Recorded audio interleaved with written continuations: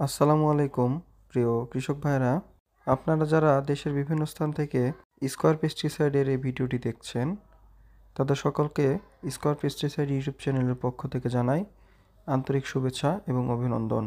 আজকে কোনো কীটনাশক বা ছত্রাকনাশকের ভিডিও নয়। আজকে আমি কথা বলবো বাজারের সবচেয়ে ভালো শীত সহনশীল একটি জাত রোপন হাইব্রিড কিউকাম্বার 2 নিয়ে।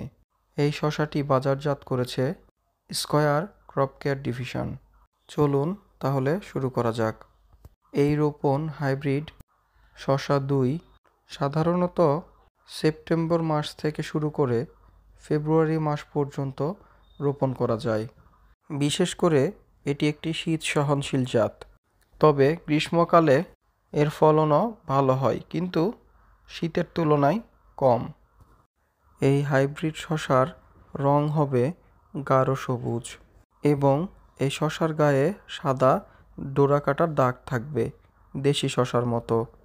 দেশি শসা এবং এই রোপণ হাইব্রিড শসা পাশাপাশি রাখলে চেনার উপায় নেই যে কোনটি দেশি শসা আর কোনটি হাইব্রিড শসা।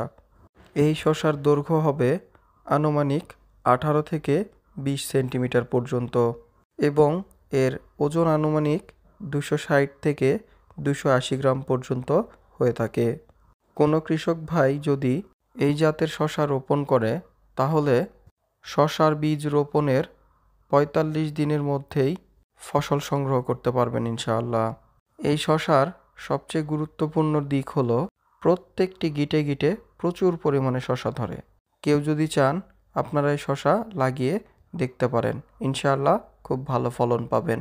প্রিয় কৃষক ভাইরা, এই ভিডিওটি যদি আপনাদের কাছে ভালো লাগে, তাহলে অবশ্যই স্কয়ার পেস্টিসাইড ইউটিউব চ্যানেলটিকে সাবস্ক্রাইব করে যাবেন, যাতে করে পরবর্তী সময়ে নতুন কোনো বীজ অথবা কীটনাশক অথবা ছত্রাকনাশকের ভিডিও আপলোড করার সাথে সাথেই আপনারা তা দেখতে পান।